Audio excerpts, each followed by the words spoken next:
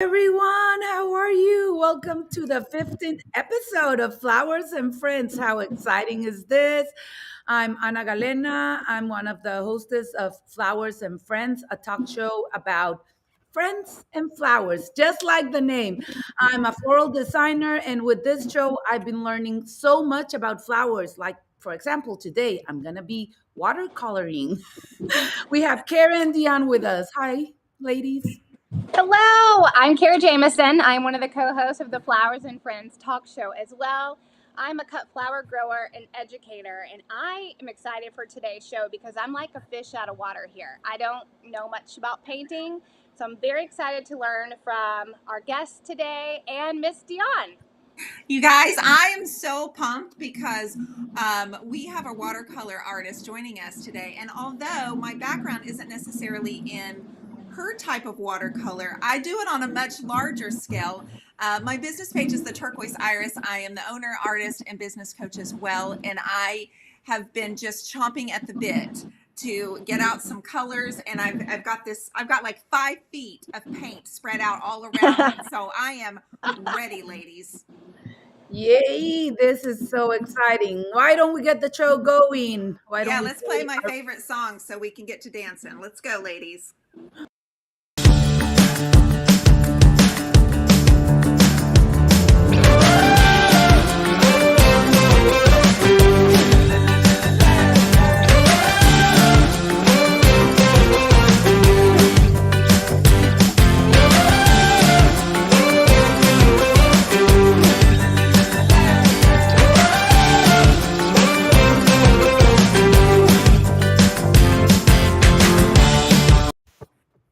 Oh, that is the best song ever. I'm gonna hook that up to my playlist on my own on my Spotify. I need that, Monica, to the playlist. I really, really love it. Definitely. Oh, and we're so excited. There's somebody from Denmark watching the show this morning. Yay. Oh, good morning, Denmark. For her, it's not morning. Good evening.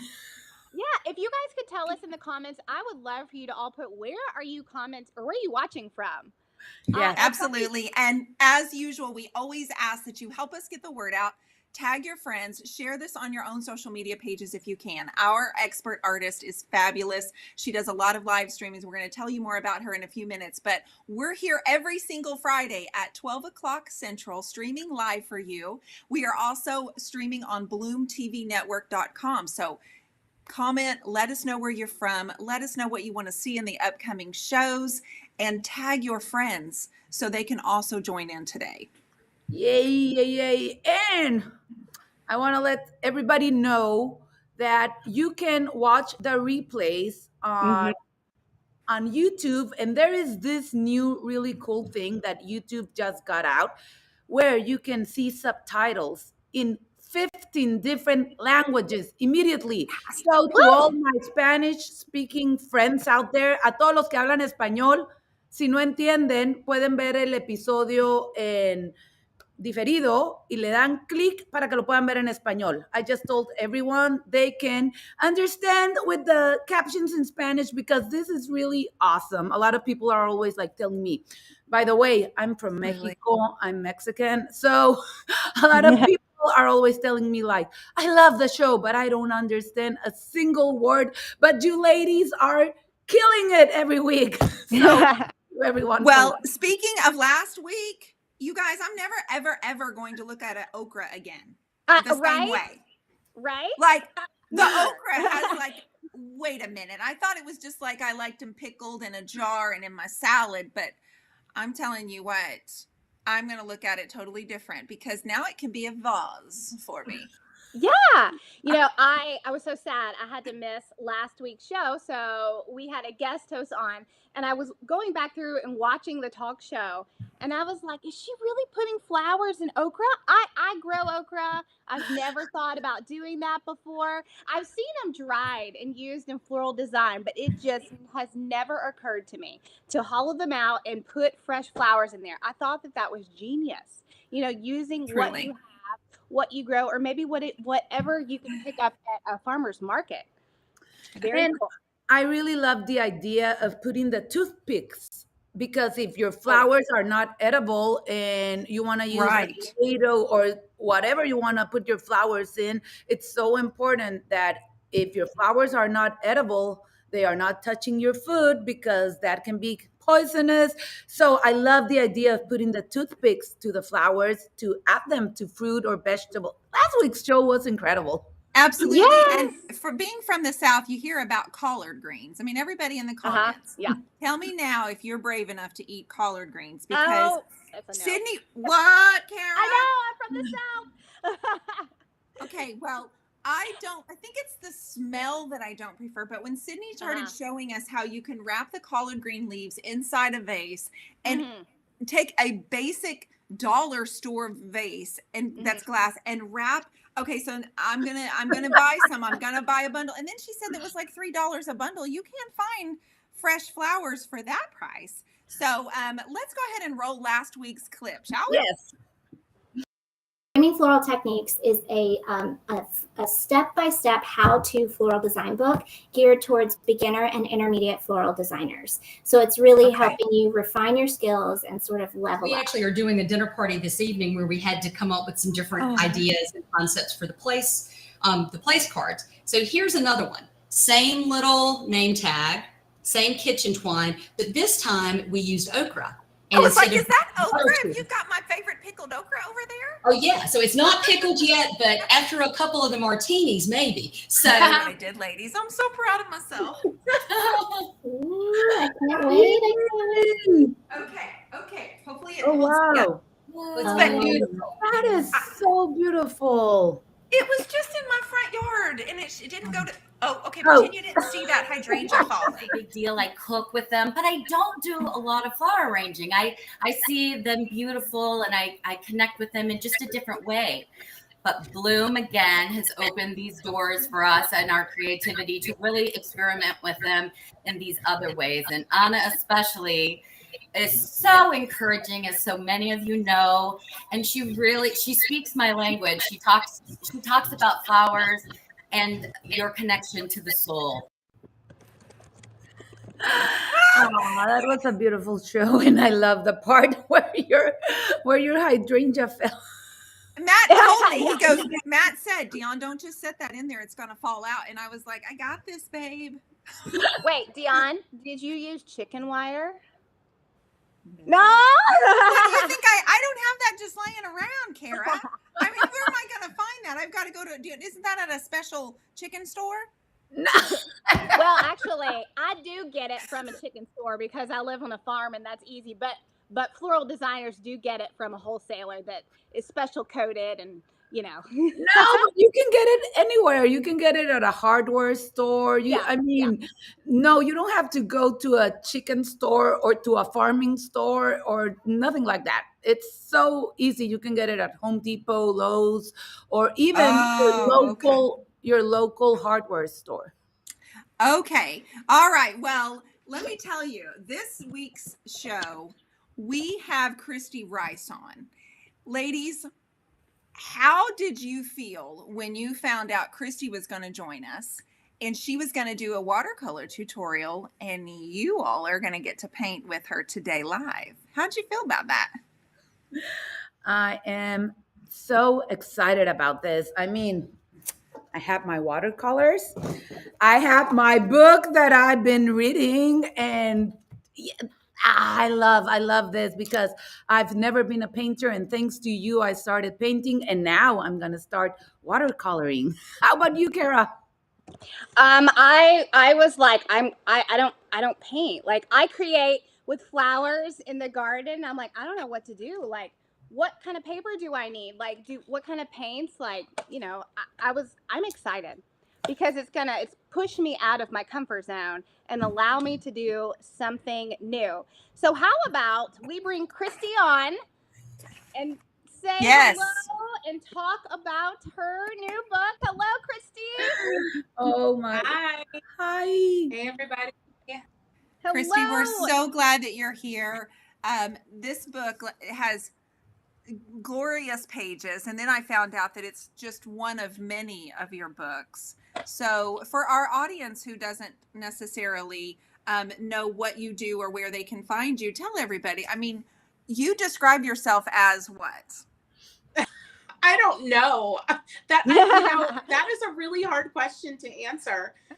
But first and foremost, I am obsessed with watercolor and the kind of joy-inducing power that it has in anyone's life. So everything that I do kind of stems from that belief and that passion. So, but in reality, I have a wedding stationery design studio, and I'm a YouTuber. I love to teach folks on YouTube, and I'm an author 11 times over now. My newest book is coming out soon. And so I license my artwork. I do all the artsy things. That's pretty incredible. You have a lot going on. So Yeah. tell me a little bit about your YouTube channel. Like, what kind of things do you do on there?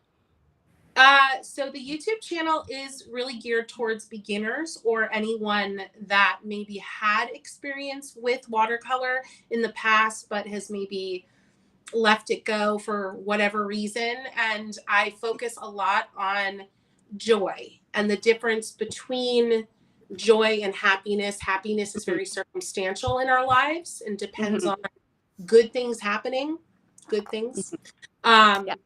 Whereas joy is a lot deeper and, more spiritual, if you will. And so I want folks to find watercolor, and it has that power to be kind of a never ending source of joy. And you don't need to know that much about watercolor for it to provide that joy for us. Absolutely. So my channel focuses on simple instruction, creative mindset, and then a little bit more involved instruction depending on what level you're at. So, yeah. But that is truly amazing, because we try to focus on the joy of life. I mean, Kara's business is blooming joy flowers, and my main heading is like joy of living with flowers. Dion is all about the joy of painting. And now you talking about that, when I was reading your book, and when in the foreword someone says, the girl that wrote it says, art is not just for people who go to art school or make a career out of it. That was amazing, because that is truly what we're trying to accomplish here. We want everyone to try and bring out the joy in their lives. So we're so excited to be here with you. Yay. Kristy, where was your earliest experience at watercolor? Is this something you've been doing your whole life? I've met a lot of creatives in my journey that didn't pick it up until later in life. How about you? My earliest experience with art was very early, but it wasn't watercolor. I was 6 years old, and my mom thought I was tracing Garfield cartoons, and I wasn't tracing. I was drawing them. Oh my goodness. But around 10 years old, my mom was like, okay, she's serious about this. She really loves this. So she put me in art lessons locally. And it was at that point that I was introduced to watercolor, because the local woman that I learned from, watercolor was her thing. And that's what she taught. Yeah.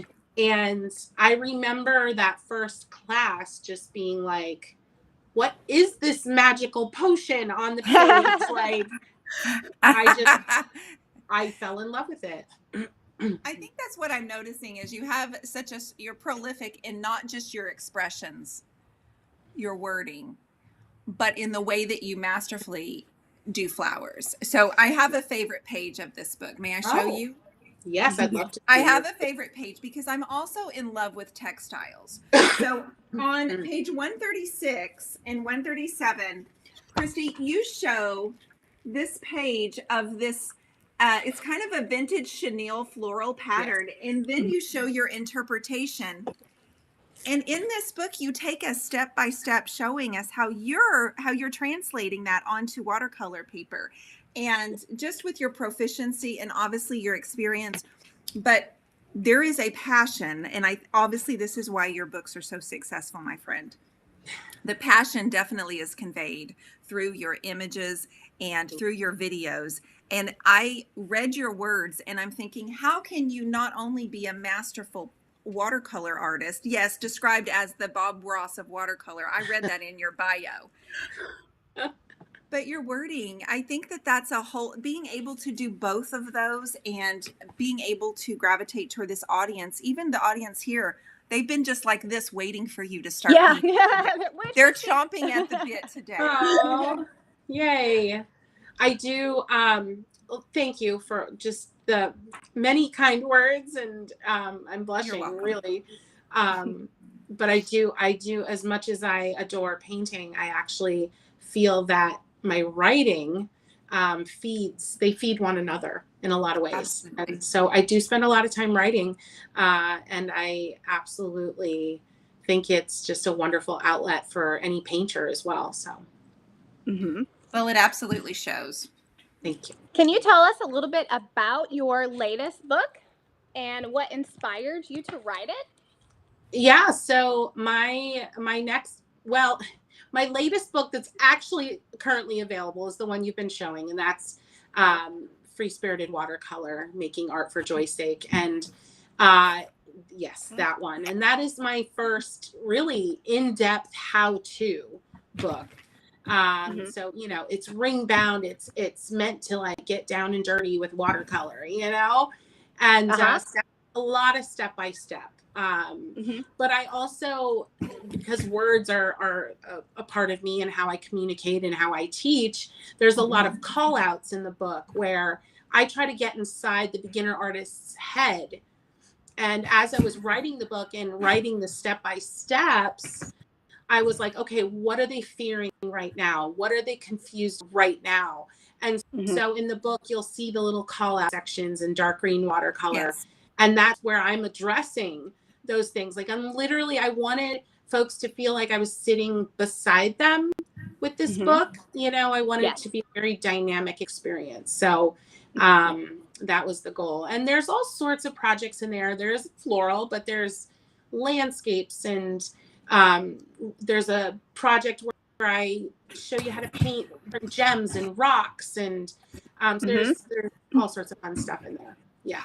Wow. Well, and this is your 10th book, isn't that right? That you've written? Yes. This was my 10th. Yeah. That, first of all, that's already amazing. But I'm wondering, are you working on any more books for the future? Yeah. So right now in October of this year, my 11th book is hitting shelves, as we say, I guess. Thank you. Yes. So this is Adventures in Mixed Media, basically, where I am. It's kind of a workbook, kind of a how-to, but it's where I really deep dive into how to take simple art that you've already created, maybe just washes of color on the page, and then evolve it into something quite more, you know, a lot more, using pen and acrylic and, paper glued onto the page and all sorts of stuff. So it's for sure a mixed media exploration with a lot of different materials. And are you diving into the cloning industry? Because there must be multiples of you. How in the world are you doing all of that? Like, I'm just like, were you cloning too? How is that happening? Really? Well, I have a wonderful team. I don't hide them. They're amazing people. So I do have the other business, Momental Designs, where we create bespoke wedding stationery. And that team does a lot of crossover into my watercolor world, my watercolor brand, if you will. So my books and the YouTube channel. So I have an incredible team behind me of really creative and empowered, I hope, women that help me do all the things that I need to do so that I have the time and the space to write or film or whatever it may be. Wow. Yeah. Great. Well, Kristy, I'm really excited because you are actually going to do a little tutorial with us today in watercoloring. And I am a total newbie. I don't know what I'm doing. at all. Good. Yuvi's here, so we are really excited. I can. If you tell me we're gonna paint a zinnia, I know how to grow those. I don't know how to paint them though. So we're gonna let you get set up Okay. for that real quick, and then we're gonna bring you back. And I am very excited. And everyone that's watching at home, if you have your watercolors ready, I've got my watercolor paper. Paint along with us. And if you do, and even if you create something later, we would love for you to tag us on our Instagram page. Yes. We are on Instagram as Flowers and Friends _talk show on Instagram, and we love to showcase, anything that you guys send in.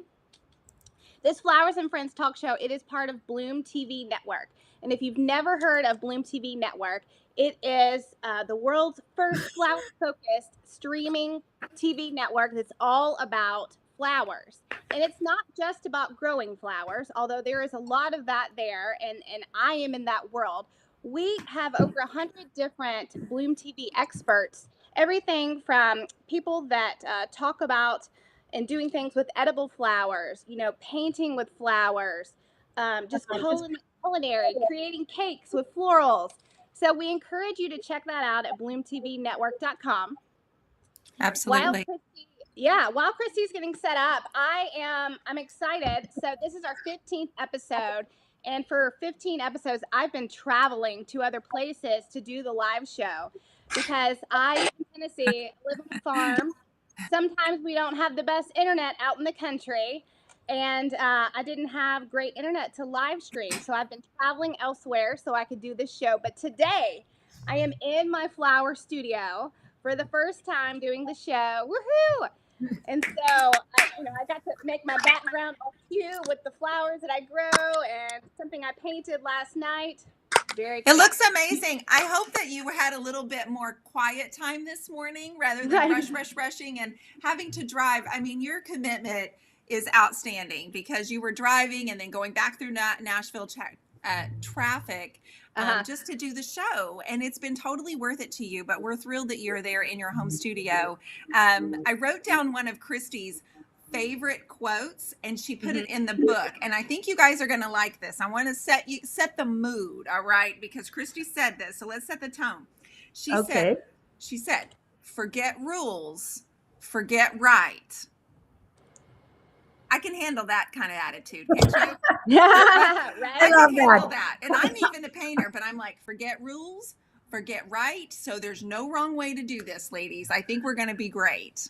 This is going to be so much fun because this is actually the first time we're actually doing what our guest is doing. So we have everything with us. We're just waiting for Kristy to have her set up, and she's going to guide us to do some watercoloring. Those of you that are popping on that have never been here with us before, we're thrilled that you're here. We know you're ready to see your girl Kristy paint. She's just working on setting up her camera. And as soon as we see that she's ready to go, we're going to get her on here. She's going to walk us through. We have our watercolors and our watercolor paper. One thing that I did yesterday, I was totally inspired by flipping through the pages. Guys, I went and grabbed a bunch of hibiscus out of my backyard last night. Tell us I had more. a dream of doing a video on my Bloom channel where I turn pigments from flowers to use on my paintings. And I'm going to do it. I'm doing a little bit more research. But I boiled all of my pink and red hibiscus flowers last night. And I pulled a little bit of color. I pulled a little gum arabic powder, and I'm still working on the whole recipe. But Kristy, my friend, you have totally inspired me. And I love your setup here. I love the overhead cam. Can you hear us, Kristy? Yeah. Can you hear us, Kristy? We may not be able to hear her. That's okay. We'll get it figured out. This is part of live streaming and technology. And have you checked? We have people from all over. Yes. Holland, UK, Ireland, everywhere. Brooklyn. Hello. We are reading your comments, and we love that you're letting us know where you're coming from. We have Denmark. We have Tijuana. We have Texas. Florida. Yay! Thank you, everyone. You guys, and so we're gonna wait till we hear Kristy say hello. So all of you that have tuned in today to watch her, please hang in with us. You know how live streaming is. I know that Kristy does live streaming as well. So hang tight with us. When we hear her say hello, I will stop what I'm doing and let her come on in and show us how to do her flowers. Until she's ready, here's what I do. I'm usually working with acrylic on my canvases. But I have a super large, so from my perspective, I do large watercolors as well. But I do it a little differently because the paint that I use is a clay-based paint. Kristy, can you hear me?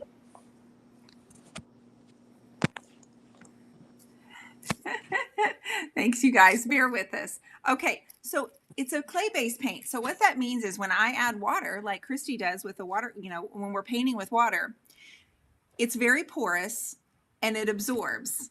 So what I do is like on a huge scale compared to this size, like what Kristy usually does, I use larger brushes, and I'm going to show you kind of an example of how I paint my flowers, but I'm using, like I said, a clay-based paint. So I literally have bowls of color. Guys, I've got blue, I have pink, and all of my favorite colors that I use for water and that I use for flowers. Was that you, Kristy? We hear ya? Can you hear me? Yes, Yeah. we can hear you, Kristy.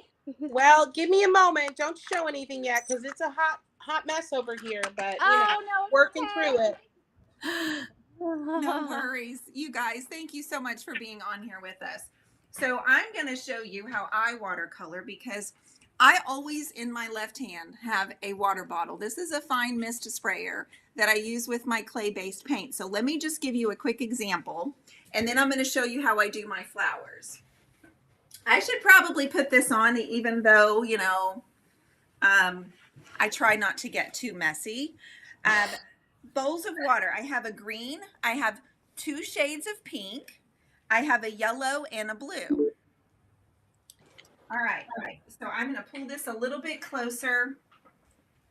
My favorite brush to make flowers is a fan brush. Oh, okay. Raise your hand if you have a fan brush because a lot of people use this for something different, but I love to use it with my flowers. Okay. All right. So We have to get one of those. Yes, you need a fan brush, and they make them in all different sizes. But what I'm going to do is I'm going to take my light blue that I've watered down. This is my watercolor, and I'm literally just going to slap it on here, guys. No, oh, wow. Okay. No big deal. No big deal. Okay, this is going to be such I don't know what I'm talking about. Is watercolor and acrylic different, or is acrylic just watered down? I don't know. So watercolors can be made from different things, and I'm going to have Kristy talk a little bit more about that because I work more in acrylics. I do water down my acrylics, but people will say that affects the binding in them. Since this is a clay-based paint, it's literally made of 9 ingredients. And so adding water to it keeps the flow of it. And I will build up 4 or 5 layers of a background before I even start with my flowers or whatever it is I'm working on. This is going to be an abstract floral. But see how the water is just still coming out? It's a fine mist sprayer. And then I'm going to take this handy dandy squeegee that you can get at any little hardware store or dollar store. And I'm just going to pull the color and look what happens. Oh, wow. Okay. You talk about satisfying. This right here. This is wow. Nice. Okay, this is nice. So it's kind of like I'm giving it a wash. So I'm giving it a little bit of a watercolor wash. I can also take my pink. I'm going to start in on my flowers here in just 1 second. But this is a fuchsia color. Same brand, same clay-based paint. And the beauty of it being clay-based, it's really highly pigmented. So even though I water it down, it doesn't lose the intensity of the color. So watch this, ladies. So I'm going to use my squeegee and apply the paint And I'm just trying to create kind of an interesting background. Uh-huh. And I'm going to have the paint drip a little bit. Okay. Also, because it's clay, it evaporates kind of quickly. Wow. Dion, there someone here says, yes to the fan brush, but I don't know how to use it. Me And neither. All right. I'm going to show you how right now, okay? Because, let's see. Do we have Kristy ready? Is she set up? Can you guys hear me? Yes, yes, Kristy. we can. You're coming next. Hallelujah. Yay.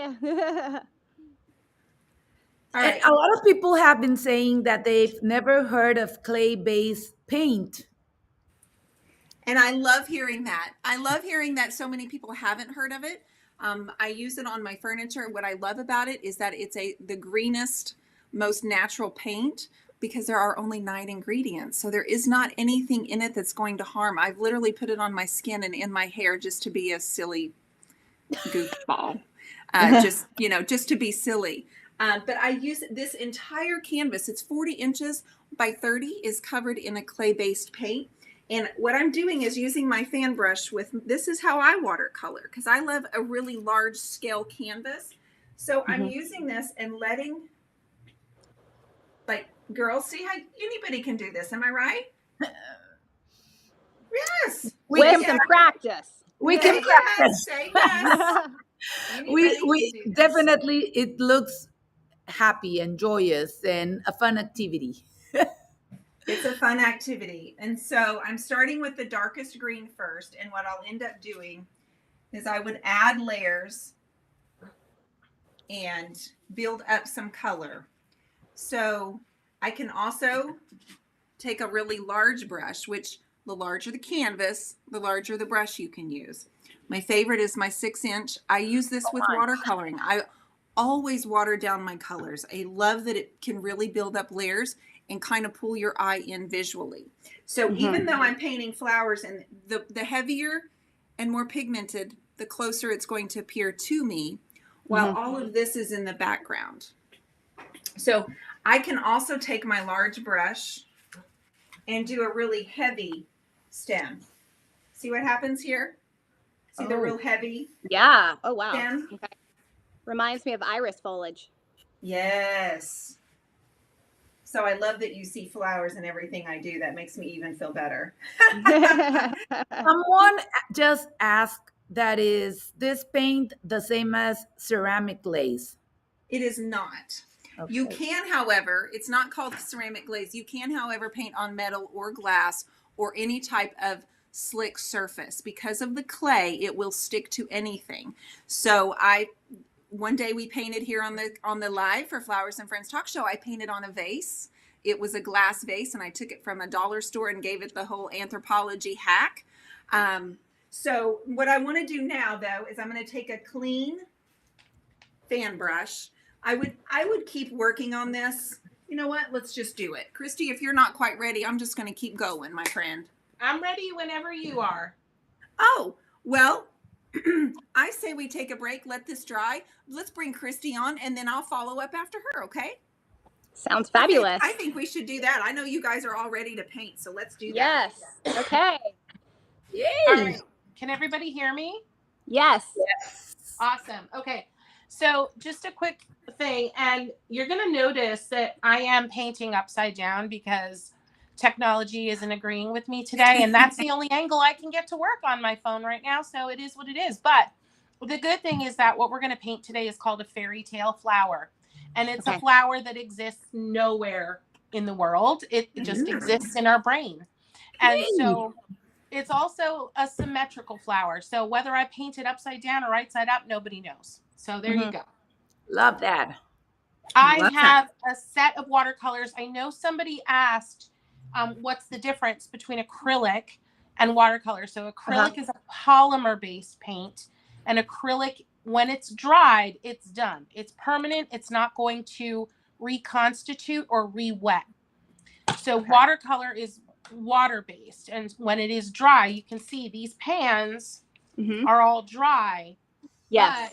But when you spray them down, which I always recommend to spray your watercolor. So ladies, you're painting with me. Get those wet. Now, if you have a spray bottle, which I'm sure you probably don't at the ready, just Oh, I do, girlfriend. Oh, I do. you know what? I know we've got floral designers here, so I Should should we be sprinkle smart. or paint if we don't have the spray bottle? Yep, just take a brush and add a drop of water to each pan or well or whatever. Okay. And just drop that water in. You're going to let that sit for like 30 seconds. And that just kind of, as I say, it just kind of juices up the paint and gets it all creamy and easier to pick up on the brush. Fantastic. All right. So that's the difference. Watercolor re-wets, reconstitutes. Acrylic does not. Thank you for that, Kristy, and clarifying, because sure. the clay that I use also reconstitutes. I can come back 2 days later and reactivate the paint that's actually on my canvas. I love it. So cool. That is so cool. I am like I've never heard of the clay paint. I'm just completely blown away. Oh, girl, we should talk. It's yes, fantastic, because for a lifestyle like mine, where I have to come back a few days later to actually work on the same project. Yeah, it's a wonderful way to continue your process. So interesting. And I'm assuming it dries quickly. Yes, it dries very quickly. Yeah. Yep. Very cool. Okay. So I am going to use, let me see. I'm going to use a round brush today. My favorite brush in the whole wide world is a dagger brush. I actually have a set of paint brushes that I've designed myself. This is not a promo. It is what it is. But yeah. I love a dagger brush, and I have 2 dagger brushes in my collection. You know what? I'm going to use a dagger brush because it's cool and fun. But if you only have a round brush like this, use a round brush. That's what I have. Okay, great. Wet your brush, grab your favorite color. Do not worry about what color is Kristy using. It doesn't matter. It just doesn't matter. Grab your favorite color. Make sure your brush is damp. You want the color on your brush to feel nice and juicy, as I call it. And then you're going to go somewhere in the middle of your page, and you're going to press down, and you're going to start to drag your brush. And as you start to drag, increase your pressure. You can curve a little bit. You don't want it to be a straight line. And as you drag, you can keep curving. And then as you drag a little bit longer, start to lift up. And that's going to be the sort of the mark. Your mark's going to look different than my mark, but I'll skip ahead quickly and show you what we're creating. We're going to do that press, drag, and lift again. You can start to see the petal there, and then wet your brush and fill in the middle. So think about an imaginary center. I'm going to kind of sketch it in with pencil just so you all can see it. But I normally wouldn't do this. But there's the center of our flower. And we're just going to go around the flower with that press, drag, and lift. You can go from the center out, and you can go from the outer tip in. Press, drag, and lift. A little wiggle, a little curve, and then fill in the middle. And we're just going to keep repeating that. Every petal should look different. So this one, I'm really getting a nice little wiggle going there. It's a little skinnier. I'm going back to my water as I do this, adding more water to my brush so it can fill in the middle. I'm going to go in and grab this reddish pink here, press, drag, lift. And I'm going to do it again. Watch close. Press, pressing harder as I drag. Now I'm starting to lift all the way off. And fill in the middle. Now this time with the fill in, I used a little purple because I felt like it. Oh, nice. Yeah, I just had to throw some pink in too because I'm like, let's. Now I'm going back up here and pulling that purple in just from what's on my brush. I didn't reload. Okay. All right, and then we're gonna end up with 5 petals because compositionally speaking, odd numbers are more visually attractive than even numbers. Mm-hmm. And then fill in the middle. Again, I like that fill in with purple, so I'm going to do it again. Okay. I'm using purple too. It's my fave. There you go. I'm just going to grab a little bit of peach, a little bit of yellow on my brush at the same time and go ahead and just dab in that center. Awesome. All right. And then now what you want to do is we're going to add some leaves. And there's a couple of ways that we can do this. This technique that we've been using so far is what's called wet on dry. It's wet color, wet brush on dry paper. It gives you a bolder look. It gives you more control. And it's honestly the technique that I probably use more than any other technique. However, wet on wet, which I'm going to show you right now. I'm going to go ahead and grab a big brush. Well, big for me. I don't work on those big canvases. This is a 3/4 inch flat wash brush, also from my collection. And I'm going to grab my favorite green on this particular palette. That wasn't green, that was brown. Good night. I'm just going to load it up. Again, really damp brush, lots of color on there. And I'm going to hold the brush almost perpendicular to the page. And I'm going to go down here in between between two of the petals. And I'm going to press and start to drag back towards myself and curve as I'm dragging and then lift. And I kind of got a blunt edge down here, but I'll fix that. I'm going to go back up here where I started, press, curve, wiggle, drag, and meet up with my first stroke and lift. Wet the brush, fill in the middle. And there you have your leaf. You can go and grab a little yellow, pop that in there. This is still wet on dry. Okay. If you want, now everything in this leaf is wet. Now you could play around with a little wet on wet. So anything you add right now is going to start to travel a lot easier on the page because you're adding it to the wet page. I'll show you another way to do wet on wet that is super fun. Okay. You're going to paint a leaf with water. Just paint it with water. Just water. Okay. Just water. Okay. How's everybody doing? How are we feeling? I feel intense. Yes, that's perfectly normal. It's all good. You're fine. Kristy, you're gonna love this. Someone just said, I just realized I bought Kristy's brushes last weekend. Oh my God. Stop it. I love that. Get out. Well, they are on Amazon, so I do have quite the reach there on Amazon, so you never know. That's really cool. All right, so I painted my leaf with water. Now I'm going to go in with color and just start to dab it in. And that's going to give you a different look and feel. I'm grabbing a little pink. Don't be startled. I love putting pink in my leaves. My floral designers know why. Mm-hmm. Right? Well, a lot of the flowers that I grow, it's really interesting. When you really look at them up close, it looks like the petals are painted. Yep, absolutely. And then I added a little bit of dark green here on the underside of my leaf. And I always say I work in a lot of teardrop shapes. So think of a teardrop and let that be your guide for making very simple leaf or petal shapes. And think of a teardrop that has two pointed ends. Think of a teardrop where the rounded edge is a little more squared off. And then if you think about things that way, you can create a whole myriad of shapes of petals and leaves. So think about the teardrop.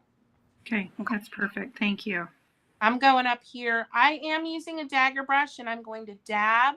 Whoops, too close. Dab and lift to create kind of a simple little vine, and then press, drag, and lift, and instantly you have a little tiny leaf. Press, drag, and lift. Press, drag, and lift. I'm going to go ahead and do that with a round brush because that's probably what most people have. Okay. I'm going to dip into my favorite green. I very rarely call out the exact colors I'm using, like the brand or the pigment numbers, because I don't want folks to get hung up on all that nonsense. I want you to use what you have, use what you love. Amen. All right, I'm going to go up here. I'm kind of thinking about this being a vine that's kind of like an S curve right through my fairy tale flower here. So if I were to go like this. Where would it end? It would come out here, and I'm going to create a little line. And then I'm going to press really hard because the liner brush or the round brush needs a little more encouragement to make a thicker mark. Press, drag, start lifting almost immediately. Press, drag, lift. Press, drag, lift. And you start to see you have a cute little vine. This is loose watercolor. This isn't realistic watercolor. This is a great entry point for anyone who's really new to watercolor because it's low pressure. You know, you're not trying to recreate nature. You're trying to embellish it. You're trying to distill nature down to the parts you love the most. Oh, I love that so much, Kristy. Very freeing. Very freeing. When did you decide that you actually wanted to teach others and be an educator for watercolor? You know, I actually have a degree in art education, and I think I did it. I know I did that because I thought it was like the responsible thing to do for someone who had no other skills but art. Aww. Yeah. You know what I mean? Like, seriously, like, you know, I was in college in the late 90s, and, you know, it was a time when art, entrepreneurial, especially artistic entrepreneurial things were not encouraged. You were either a starving artist or got famous, and there was really no in between. So I went into art education, couldn't get a job after college, of course. Yeah. But I realized I still love teaching, you know? Yeah. Excuse me. And so I went into business with the wedding stationery because I was like, well, at least I can be creating art for people, you know? Sure. It's for weddings, but that's okay. That's cool. And that's what we, you know, literally people just commission our team to create artwork for their wedding invitations. But then you know, I did that and I'm still doing it. We're almost into our 20th year doing that. But when COVID hit, yes, everybody has their COVID story. Yes. Us business owners, you know, and weddings kind of, and I'm press dragging and lifting here as I'm talking, and I'm kind of bumping them into each other. So it looks like a different kind of vine. Anyway, when weddings went away for, gosh, almost a year, I had to figure some stuff out. And I was like, well, I know how to teach. And I already had a YouTube channel that I kind of had abandoned. And when I started teaching again, something lit up in me. Oh. And I was like, gosh, I miss this. And that's how I got back to it. Well, COVID has changed the trajectory of so many businesses. And when did you find that did you just naturally gravitate towards flowers? Because that's the majority, it seems like, of what you paint. Yes. I mean, flowers are like my thing. And I always seem to gravitate towards flowers. I don't know why. I get asked that question a lot, like, why flowers? I always loved Georgia O'Keeffe. I loved Georgia O'Keeffe before she kind of, you know, was on calendars and became kind of a thing. And I just loved the way that she kind of distilled what she loved and what she saw first in a flower, what beauty she saw. And so it's always been flowers for me. And I love landscapes, but I prefer to paint landscapes like on plein air, in person. I added a little bud here, friends, and I just did a couple press drags and lifts right next to each other to create this like bigger shape here. Okay. Just so you kind of know where I'm at. I'm going back up in the middle of the flower next, so get ready to come with me. And I'm grabbing purple, a lot of purple, and then a little bit of blue on my brush. Okay. And I'm going to use the tip of my brush, and I'm going to just dab around the outer edge, making marks that have a little space in between. Ooh. Just to create a little contrast. And then I'm going to go in the middle and kind of draw like a lazy circle with that really dark color. there you have it. Love it, girl. This is beautiful. Wow. Okay. Okay, Anna, are you having fun? No, Let's see. I'm having fun. But I don't like what I'm doing. You know what? Here, let me take this opportunity because that is not an uncommon reaction. So what I want you to realize, and I know it's kind of cliche, but it's truly, when it comes to watercolor, I want you to concentrate more on how you feel. You should feel like someone, earlier it was mentioned there was an intensity, and that is normal, but let that intense feeling be laced with joy. Like when you're starting to feel intense, look at parts of your painting, find a small part of your painting that you really love. Like, for example, I'm kind of obsessed with this pink and green leaf right here. And I really love my vine up here. So I teach folks to really learn and build a habit of being kind to yourself while you're painting, because it's so important. Otherwise, it's so easy to get caught up in the more obvious emotions of painting for the first time or being a beginner. And those emotions are what? Frustration, confusion, maybe, dislike for what you're doing. It's so easy to get stuck there. But I want to teach you to find the moments that are actually bringing you a lot of joy and get stuck there instead. I love that. I love that. Thank you for doing that. Thank you. You're Thank welcome. you. You're welcome. And someone just wrote, my first leaf turned out like something from Stranger Things of Harry Potter. Hey, I wish we that's could okay. see what you guys are painting back home because Well, you take can. a photo, send it to us on Instagram. Yes, please. Feel comfortable. Yes. So I'm gonna. This wasn't planned, so forgive me, friends, but I'm gonna do something here that you can do when you are getting stressed. Maybe you're trying this flower and you're feeling more stressed than anything else. I want you to put that to the side. And what I want you to do is what I call color bumping. Okay. And you're just gonna grab color and paint it on the page. And you're gonna grab another color, and I splattered, and it doesn't matter. And you're gonna grab another color, and you're gonna just bump those colors up next to one another. And you're gonna, because what this does, it's so simple, but it really forces you to enjoy just the pureness of what watercolor does, the magic of what watercolor does, and not worry about creating any particular thing. So color bump with me because it's super fun. I love that. That's kind of my concept it's kind of like I clean my palette when I finger paint and I create floral paintings, and it's cleaning my palette I love the direction that you're going because you're switching gears in your mind, aren't you, Kristy? Yes, absolutely. Absolutely. You're no longer thinking flower, brushstroke, oh my gosh, flower, detail, contrast. What? That's not happening in your brain anymore. You're just like color.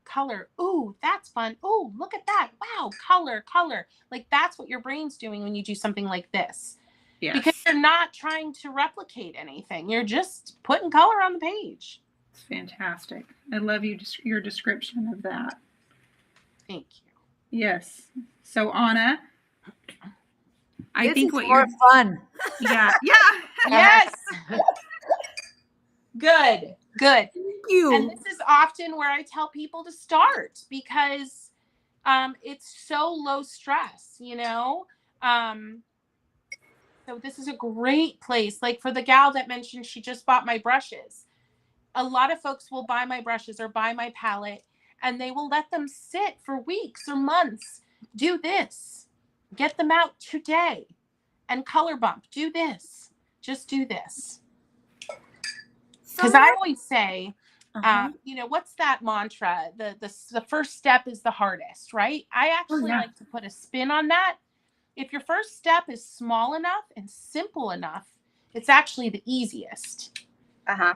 And that's what I love because that first step is what builds momentum.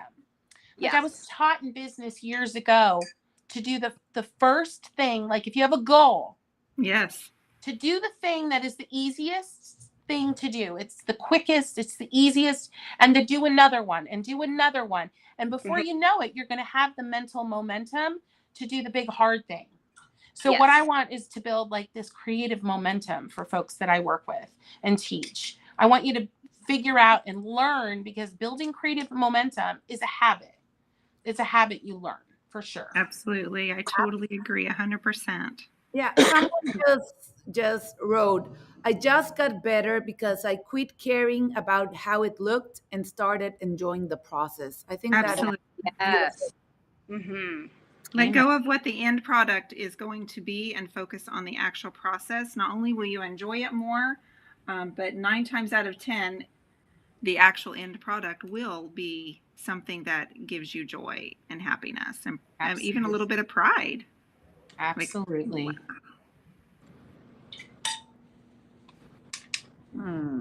And I'm happy to answer questions if anybody in the chat or y'all painting with me have questions. I'm happy to answer them.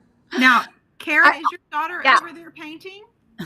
Well, she had to go help her sister with something. Okay. So okay. she will come back and finish after the show.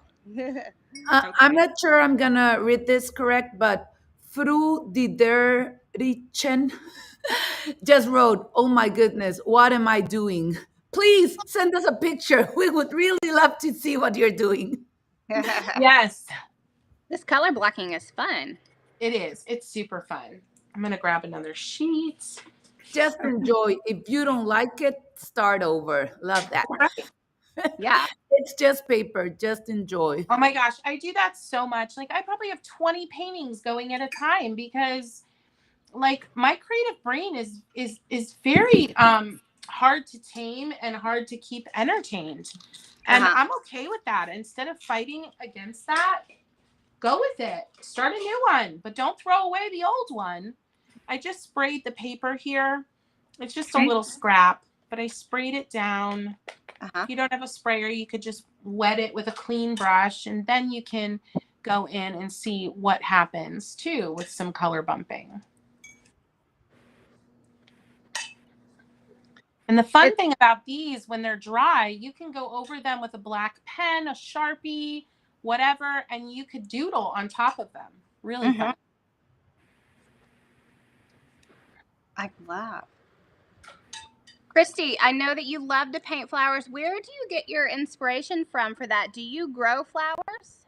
I actually do. I have some I basically like all of my landscaping is just a big cutting garden, basically. Yeah. And so I just been popping more things in the ground over the years. I do have a fenced-in dahlia garden. And so my dahlias are just starting to pop. I have peonies, peony season. So I grow all sorts of things under the guise of having like landscaping, but really it's just a bunch of wild little gardens. Yeah. I love that so much. Girl, I love hearing that. Yeah. So I adore, I'm that obsessed that, I'm not like an avid gardener. It's not like my favorite thing, but knowing that I can get flowers out of it is my inspiration.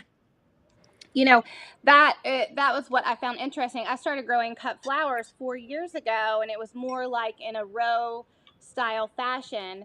But it wasn't until I started creating the cutting gardens like you're talking about, that really gave me the jump to create.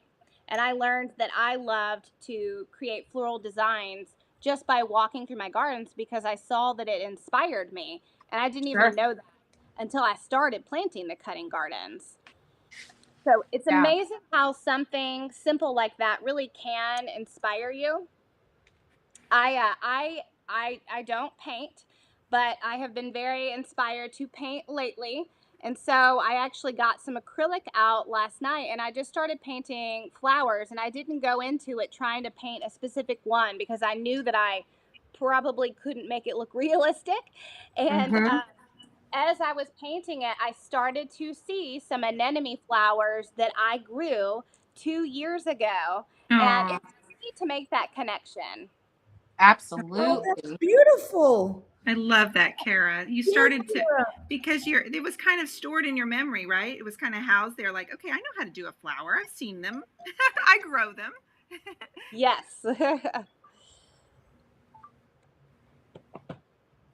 Ladies, I'm having so much fun. I want to stay here all day, but I have no idea how we're doing on time. Right. I don't either. I'm painting. Yeah. Hey, you know what? That is a byproduct of joy, losing track of time.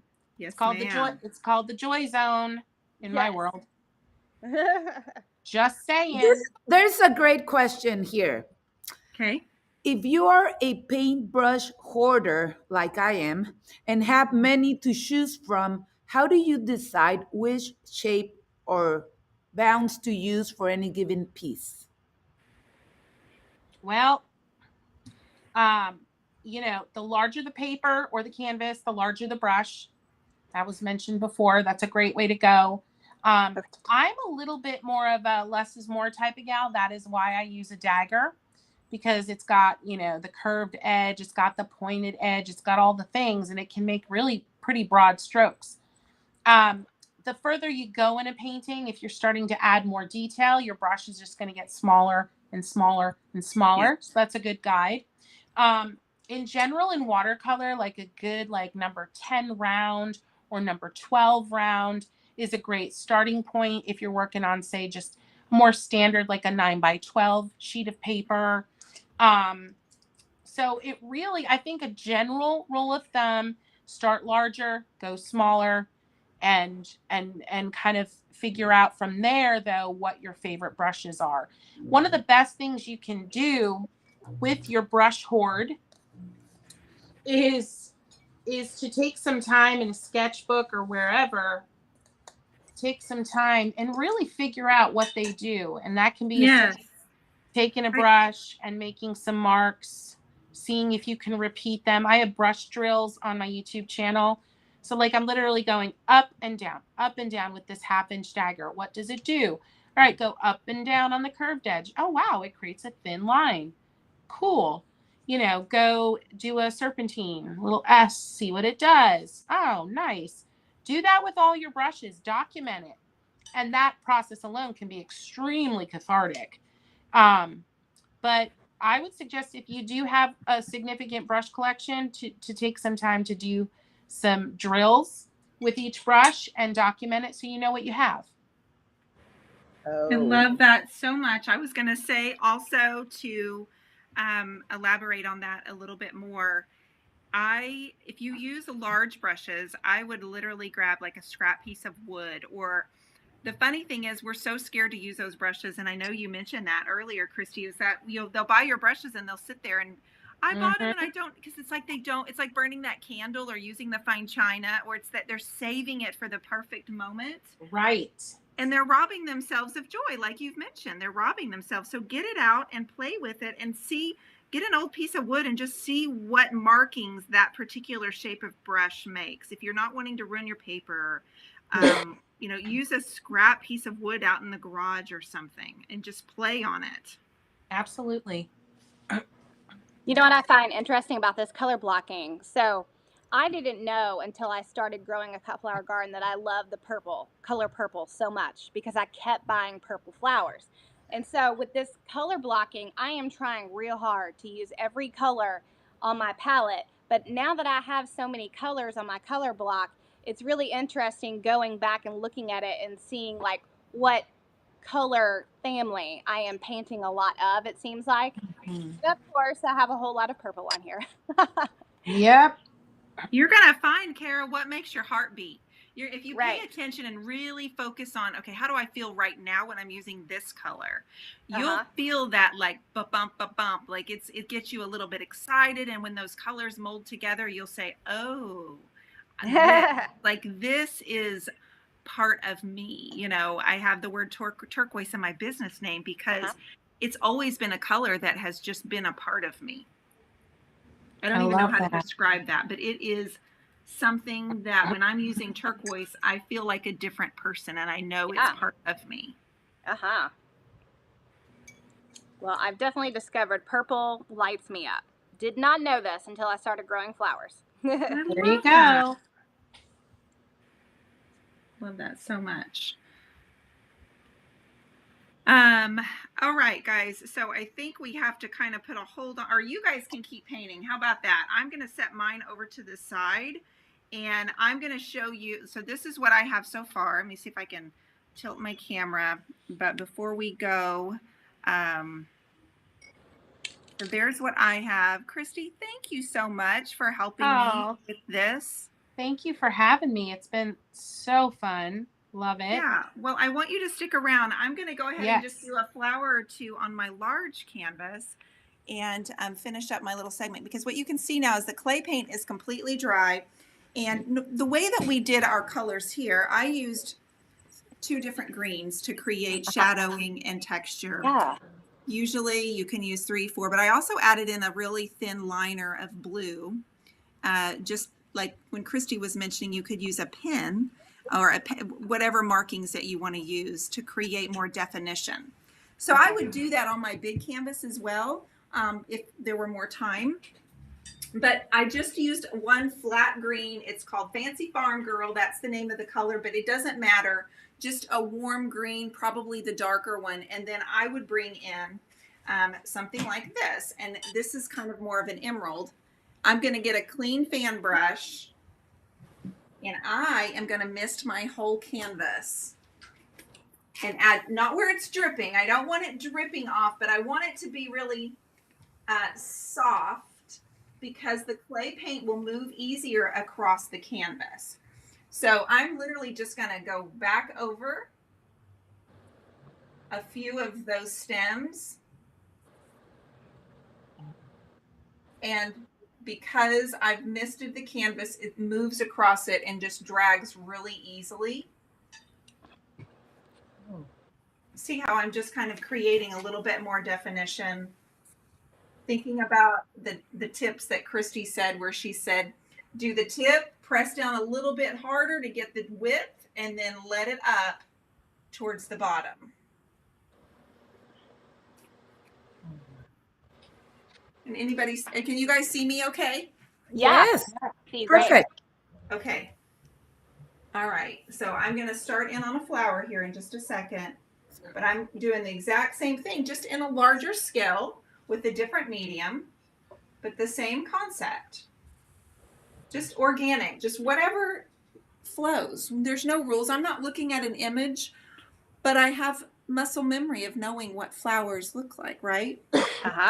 Yeah. All right. So I'm going to clean my little fan brush, not in my tea bowl. I just about dipped it in the tea bowl. Anybody done that?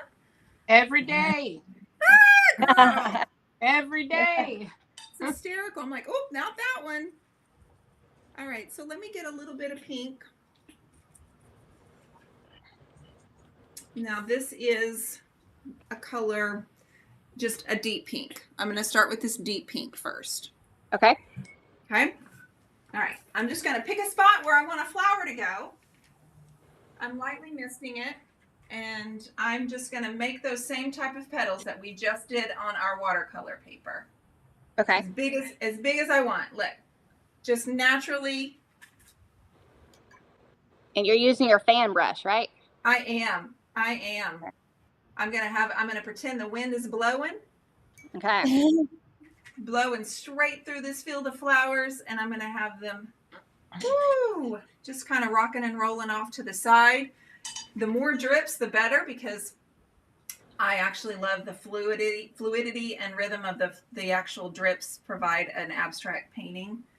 And then I'm going to do my 5th little petal as just one, as if it were kind of falling off to the side. And while my brush is dirty, I'm going to use the same brush, and I'm going to go into a coral colored. It's a little bit warmer. It's going to create a little bit more contrast. And I'm going to go over just a few of those petals. You see how it's kind of starting to pop off the canvas a little bit more? Yeah. I love the color contrast. I see Dimitri Trivial just asked, how can I follow them? Let's see here. If you're talking about the Flowers and Friends talk show, which what you're watching right now, we're on Instagram at flower and friends _ talk show. And all of our past episodes are on bloomtvnetwork.com. You can watch them all there. And every week we have a different expert. I mean, we've had people cooking with flowers. We've had painters. We've had flower arranging. We've had DIY projects, but everything's related to flowers. Yeah. All right. So before last thing I'm going to do really quickly, I would keep working on this painting, guys. This could take me days because of course the size of it. But I'm just going to drop a little yellow here. Okay. The paint's still wet, but I'm completely fine with it. It's going to drip. There's no right or wrong way to do this. Just do it your way, okay? Okay. All right. You like that? Just do it your way. Whatever that looks like. That's what you've got to do. Right, Kristy? That's right. Absolutely. Okay, you all. I am absolutely so thrilled you guys have joined us. I think we have to kind of say goodbye. But I think we can all raise our hand and agree. Could we please have Kristy back on another episode, maybe in the fall, and we can work on something a little bit more holiday-ish, maybe even? Yes, sounds good. Ooh. What about pumpkins? That would be fun. Sure. We could totally do that. We need to go over some things. I'm having the most fun that I'm like, I'm off track. We need to go over some things. You guys, one way that you can actually get some of this paint that I keep talking about is to enter our giveaway. So on bloomtvnetwork.com, you can actually go and pop in your email and enter a giveaway, because whoever wins is getting an annual subscription to Bloom TV Network, which is a huge, huge discount. Obviously, it's free, but I'm also going to send you some of this paint that I keep talking about. So I want to send every week one of our winners right on it. And I think we have a winner from last week. We have a winner from last week. Let's put it on screen. Bettina Casenave. Bettina Casenave. Congratulations. Yes. So you need to contact us so we can send you a code to access Bloom TV. And so Dion can send you the free paint every week. You can submit to be a winner next week. So please, we want you to subscribe to our newsletter and join us every week, because we have the best guests every week, don't we? Yes, absolutely. And we just want to thank our sponsors today. Schiffer Publishing is actually one of the sponsors of Bloom TV Network, and you can find Kristy Rice's book through them. It is called the How to Make Art for Joy's Sake. It's her latest book to come out. We want to show you guys a quick video, and then we will come back and say goodbye. Awesome.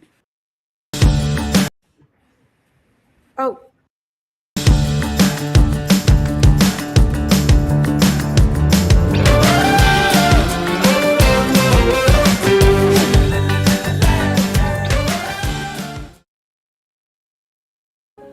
We have built the world's first flower-focused streaming network, bringing the public educational and entertaining shows that highlight the magic of flowers.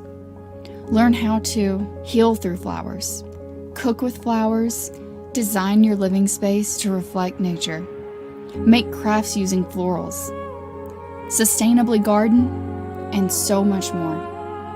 We are your network for all things floral. Join us at Bloom TV as we help bring beauty to the lives of people and the planet through nature's most beautiful creation, the flower.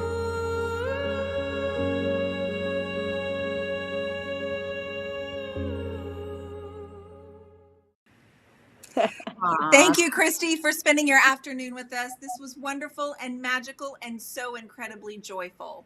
Oh, thank you for having me. It's been a blast. Thank you so much, everyone, for being with us. We hope to see you next week. Tell them why, Kara? Because everything is better with flowers and friends. Bye, guys. Thank you.